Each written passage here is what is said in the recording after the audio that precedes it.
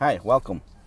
This is Ray, and another conversation that I'm going to have with you is a topic called You Think You Know, but You Don't Know. What do I mean by that? Well, have you ever met a know it all?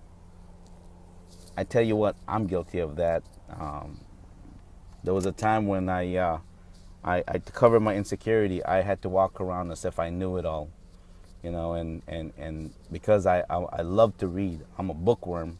You think all this information, and I would do bad things, such as when I would talk to someone, I would kind of like do most of the talking, not really listen.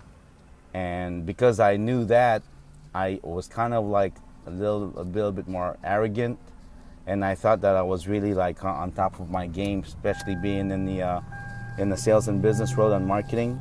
But you know what? All that did was it hindered me, and for the longest time I was lost in that mindset until one day my brother-in-law and I were watching a game, and we were just kind of like, you throw your opinions about teams and everything like that, and then my brother-in-law kind of got mad at me and says, you know what, bro, yeah, you do know, but you know what, but you think you know, but you don't know. And first it hit my ego, and I'm going, you know what, you can leave if you want to. But then I said, you know what, hold on, something told me, like, you know what, this brother right here is saying something truthful that I can learn from. Yeah, it hurts my ego, but you know what? And plus, no, it's my younger brother-in-law, it's my brother. I gotta respect what he says because the man's full of wisdom too. And so I go, you know what? He's right. He's right. And I think the reason why I was like that, I was also frustrated because, pretty much all my career, I was in sales and marketing where I worked on commission, doing real estate and mortgages and whatnot. And it's a testy career, It's in sales, it's an up and down situation, and try to find that perfect consistency. It takes time, and it takes practice, and you also got to go with the market and whatnot. That's another topic. So let's talk about you think you know, but you don't know. And that's why I talk to you a lot about my personal experience, my own failures, so that for those of you who are just maybe starting out, or maybe changing to a new career, because I tell you what, in sales, there is a lot of great rewards. I mean, when you get paid really well. And you can work it part-time and get paid as if you work double time. However, you live by the sword, you die by the sword, Hall of Fame, Hall of Shame, that's the thing. But you got to learn how to live with that. So you got to learn how to manage your money really well. And that's probably why, from being in the banking and real estate business, and tried other entrepreneurial careers out there, I landed as an independent financial marketer because, I found a niche that will actually help the young people today, because truthfully, they may not have Social Security in the future. And the 401k, I hate to tell you this, but it's not made for retirement. It's not made for retirement. And for the companies out there providing 401k for your employees, there's other options, better options out there. But that's another topic, and I'm not going to get into that. What I want to talk to you about today is the whole mindset of you think you know, but you don't know. Now, the ego is the most sensitive thing.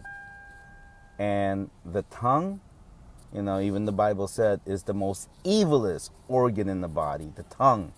Yeah, you can be like this great fighter, whatever, and you can beat people up and whatever. But you know what? I think that's the reason why women really rule the argument, and us men just kind of like, okay, because they can speak their mind more openly and really express their feelings. And for us guys, we're like, after a while, we're like, oh, well, okay, then forget it. Then it's all right, whatever, forget it, drop it, whatever. My wife will cut off her arm to prove a point. She's right, And a lot of times, she's right, but don't tell her that, okay? But she's right. She is the boss. She knows, you know. But anyways, let me get back to the topic here before I totally get off the topic with my short attention span having self here. You think you know, but you don't know. First thing is realize that. Second is get rid of it. It's not worth it. You know, especially in today's time when you have the internet where information is so accessible. You have YouTube where you don't have to really read. Someone already made a vlog out of it, and you can just really study from just watching YouTube. And for someone like me I love researching stuff. I mean, I go through, I'll go through Google, then I go through YouTube, and then I will ask around my social media friends, and then I'll go to, people I know, my business contacts, and then worst comes to worst, I'll get to the source. I'll get to the source. Like I listen to a lot of Tony Robbins' business style of doing stuff, and I tell you what, I will call the Tony Robbins office and find out what does he mean by this, or how. I want to get to the fact from the horse's mouth, and I'm a research buff. I love it. The problem with that is this: for those of you that may just do the research and just go to maybe one or two avenues, you got to understand this: as vast as information you can have access to out there, you got to really understand that 50% is true, 50% is false. And there are bloggers and vloggers out there, just like there are people out there that will do a video just to get the number of likes, just to get the number of shares, just to get the number of comments, so that way their optimization, search engine optimization, rises up to the top of Google or whatnot. And they will do that, whether they're giving you false information or truth information. But for those, and you also have those who are like maybe some of the conspiracy theories out there. A lot of the stuff that they say may be true, may not be truth, and it's completely up to you to decipher what is truth and what is not true. So my recommendation is this, coming from a person who had that bad stinking thinking mentality in the past, and I'm changing it. As you can see, a lot of my vlogs, I'm telling you, who I was and who I am now, and I'm still working towards, because I am not a guru, I am not an expert, I am just simply a regular person, a friend that is expressing my experiences, and I'm hoping that people out there who is listening or watching this video may learn something from my experience. And if you have something to share, I'm more than open to hear it out, because I look forward to that, because I'm a work in progress, Am I gonna ever hit perfection? You know what? I will never hit perfection, but I tell you what, it sure is fun trying to go for it. It sure is fun, because you learn every day, you learn every day, I fail every day, but yet the little successes and little wins that I capture every day, maybe I got to talk to someone today that gave me, like yesterday, I just listened to Auntie, this 80-year-old lady. She was fabulous. She used to be the principal for Campbell High School in Kapolei, and 80 years old, and she told me pretty much her life story and what she gone through. And I couldn't help but just shut up and listen. Now, a lot of the stuff that she was saying, I already know some of it, but it's different coming from someone who is of that age, because you know what? It's true. Older people, no matter what, they have more wisdom than younger people. And wisdom comes from experience, not just from knowing, not just from reading it.